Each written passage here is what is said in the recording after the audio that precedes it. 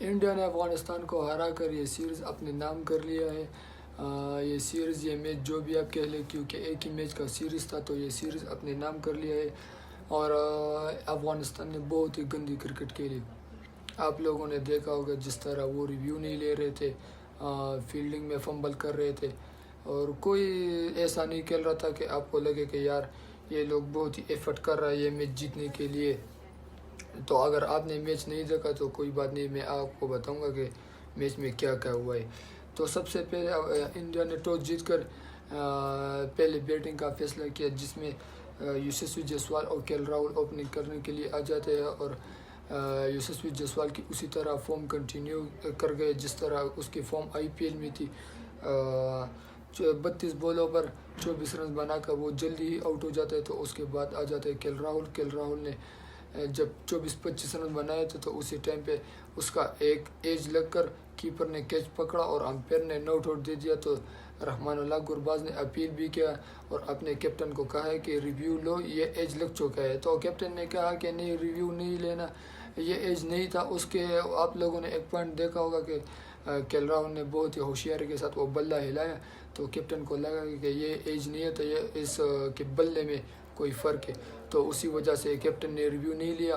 اور پھر آپ لوگوں نے دیکھا کس طرح کے ایل راہل نے سنچری کر دیا، بہت ہی اچھی اننگز کھیلی کے ایل راہل نے۔ اس کے بعد آ جاتے ہیں سائی سدرشن نے بھی بہت ہی اچھی اننگز کھیلی، 104 بالوں پر 80 رنز بنا دیے اس نے۔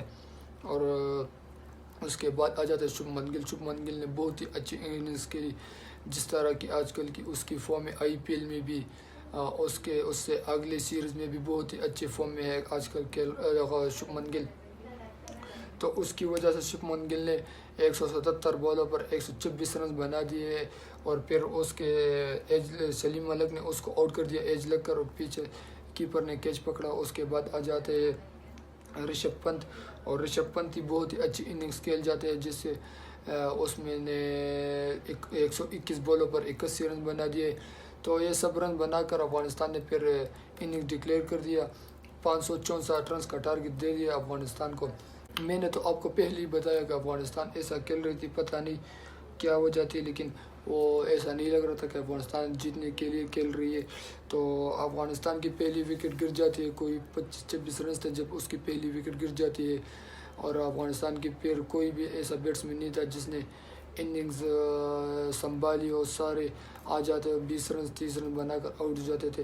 جو افغانستان کی طرف سے جب فرسٹ اننگ میں سب سے زیادہ رن بنائے تو وہ رحمت شاہ تھا، جس نے 135 بالوں پر 60 رنز بنائی، اور افغانستان کی ساری ٹیم 152 پر آل آؤٹ ہو جاتے، تو جس کی وجہ سے فالو ان ہو جاتے اور افغانستان کو دوبارہ بیٹنگ کرنے کے لیے بلایا جاتا ہے۔ تو افغانستان کی ٹیم جب دوبارہ بیٹنگ کرنے آ جاتی ہے تو ایسا لگ رہا تھا کہ اب یہ ٹارگٹ چیز کر لے گا، کیونکہ جس طرح کی اس کی اوپننگ پارٹنرشپ لگ گئی، تو ہمیں لگا کہ یہ اننگ اب لمبی دیر تک جائے گا، یہ ٹارگٹ یہ لوگ چیز کر لے گا۔ لیکن پھر بھی افغانستان کے میرے خیال میں 36-37 رنز تھے یا 40 رنز تھے جب اس کی پہلی وکٹ گر جاتی ہے، اور اس کے بعد کوئی بھی اس طرح بیٹسمین نہیں تھا کہ آ کر لمبی اننگز کھیلے اور اپنی ٹیم کو ایک اچھی پوزیشن میں لے گئے۔ کسی نے بھی اچھی اننگز نہیں کھیلی۔